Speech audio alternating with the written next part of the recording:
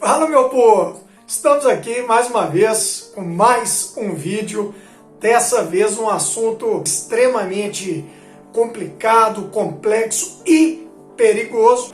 Significa que é um grande assunto, que é a Ucrânia e a possibilidade, eu acredito que não, mas existe a possibilidade de um embate entre Rússia e OTAN / Estados Unidos, Reino Unido, França e uma possível terceira guerra mundial. Eu nunca venho aqui fazer nenhum vídeo exagerado para atrair espectadores, mas realmente essa possibilidade existe, já que a União Europeia, a OTAN apoiam um lado do conflito e a Rússia apoia outro. E uma guerra entre Rússia e OTAN / Estados Unidos com certeza geraria uma terceira guerra mundial. Isso aí, sem dúvida.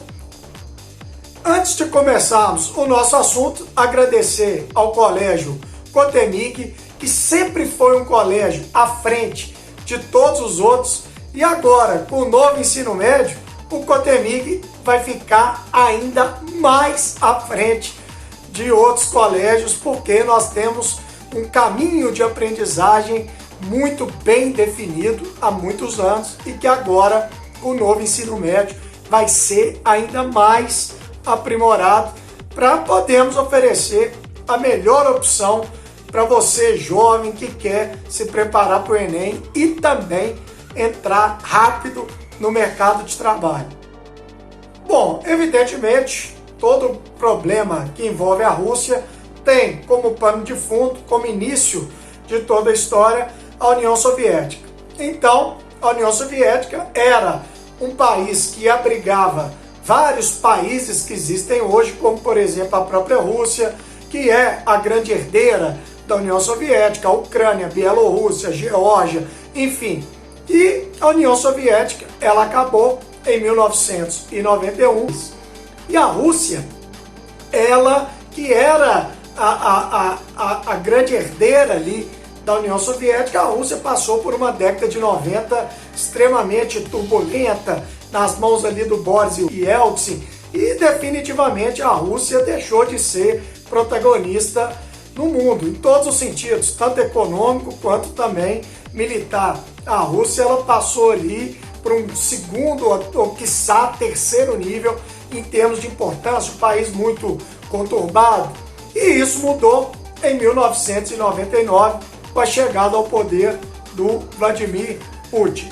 Então, Vladimir Putin, ex-agente da KGB, ex-prefeito de São Petersburgo, ele chega ao poder na Rússia e ele realmente começa a mudar a história do país e trazer o protagonismo de volta aos russos. Então ele faz uma série de movimentos que melhoram a economia do país, ele faz acordos com os oligarcas, com os bilionários russos, no melhor sentido, vocês não interferem na política, eu não interfiro nos negócios de você, e ele realmente quer que a Rússia volte a ser, e hoje é, um grande player no cenário internacional. Então ele vem com toda a ideia ali do nacionalismo, ele recupera datas comemorativas da própria União Soviética, ele traz de volta a cor vermelha como símbolo do exército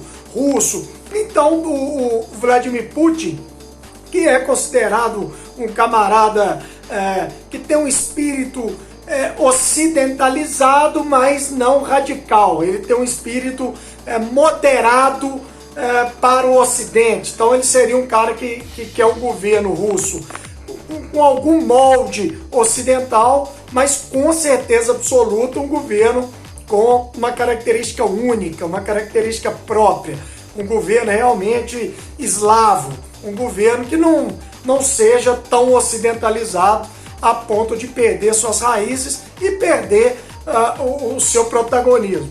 Então Vladimir Putin, ele começa vários meios para que a Rússia volte a patamares maiores, e ele evidentemente se sente muito incomodado com o fato do Ocidente, desde o fim da União Soviética, ter avançado com muita força sobre repúblicas que antes estavam sob a influência da União Soviética barra Rússia. Então, o Ocidente, através da União Europeia, a União Europeia ela começa com 12 países. Em 2004, por exemplo, ela aumenta 10 países ao seu portfólio, todos eles, Estônia, Letônia e Lituânia, eram União Soviética, praticamente todos os outros, Polônia, enfim, estavam ali sob o domínio da União Soviética em termos indiretos. Eles recebiam influência da União Soviética, eles faziam parte do leste europeu.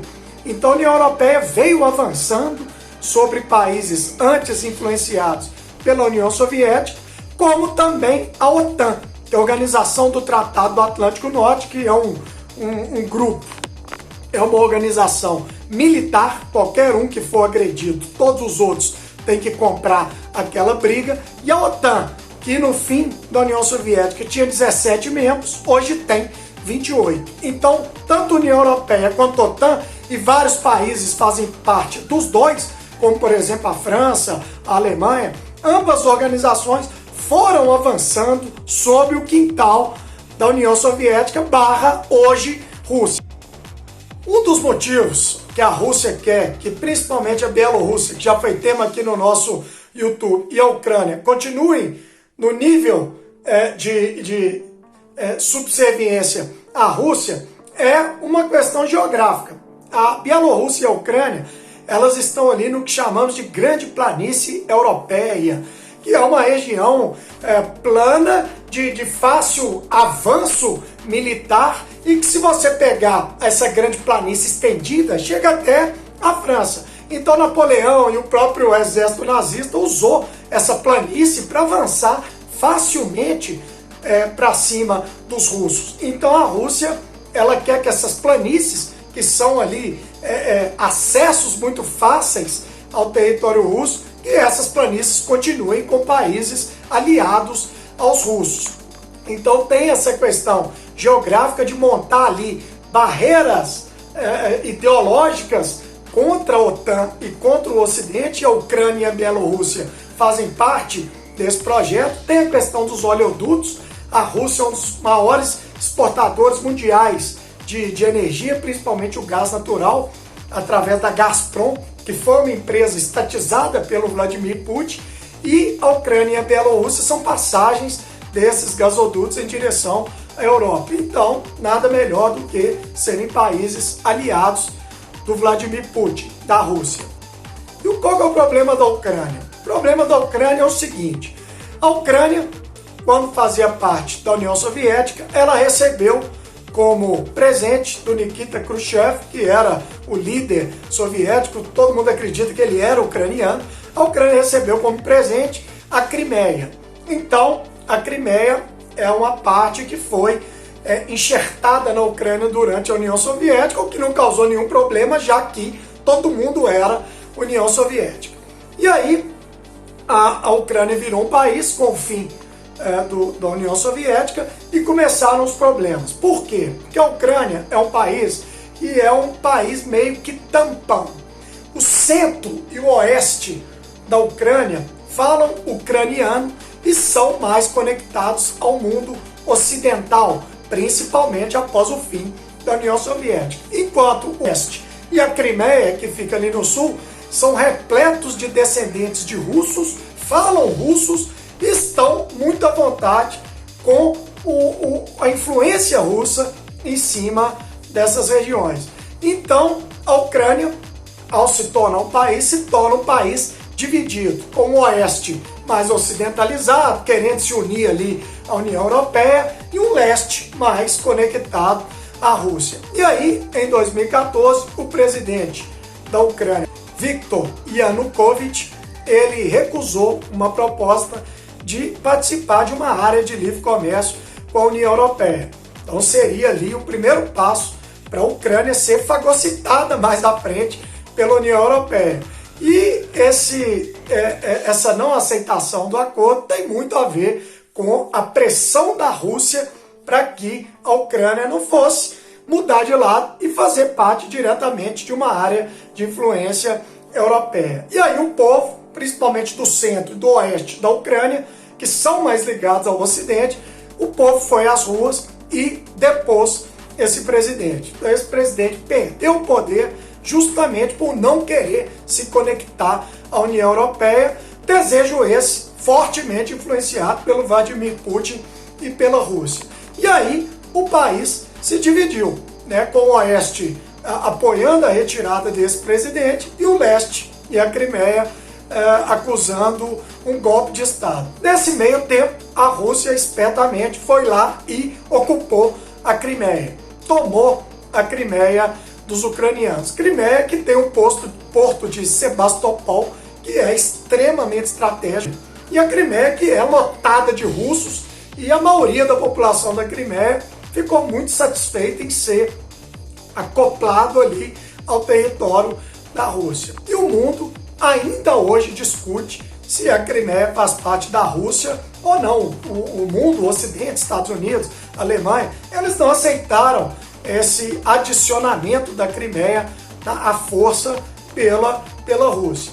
E a Ucrânia entrou em guerra civil, e essa guerra civil ela tem a OTAN apoiando o governo ucraniano, que é do centro para o oeste, enquanto Vladimir Putin e a Rússia apoiam a região de Donbass, no leste. Essa guerra civil ela teve um cessar-fogo em 2015, mas volta e meia os dois exércitos, ucranianos e russos, ou o exército rebelde de Donbass, apoiado pela Rússia, volta e meia espeta o outro, provoca o outro e mata alguns soldados, enfim, é uma fronteira ainda muito perigosa.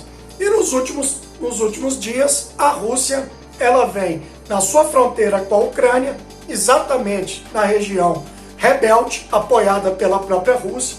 A Rússia vem deslocando armamentos, cerca de 100 mil soldados e militares russos estão colados na divisa da Rússia com essa região rebelde da Ucrânia, que é pró-Rússia, e o temor do mundo todo e da União Europeia é uma nova invasão russa à Ucrânia, como ela fez com a Crimeia, tomando a região de Donbass para ela, o que geraria uma série de sanções econômicas mundiais, podendo até chegar ao nível da OTAN comprar essa briga da Ucrânia, e temos um embate direto entre Rússia e Estados Unidos / OTAN. Só o futuro vai dizer como é que vai ficar isso aí. E o pior, como é que está a situação da Ucrânia hoje? Nós temos um leste rebelde, região de Donbass, apoiado pelo Putin, que é um ditador, e temos também um governo ucraniano apoiado pela OTAN, porém um governo esse que flerta muito com milícias neonazistas. Os neonazistas se dizem patrióticos e ucranianos, eles são anti-influência russa e atuam em prol do governo. Então imagina que escolha, ou Vladimir Putin ou o neonazismo. Realmente é um conflito com todos os ingredientes para uma tragédia. Demorou? Fica o alerta aí para todo mundo. Fica com Deus. Abraço do Clevinho.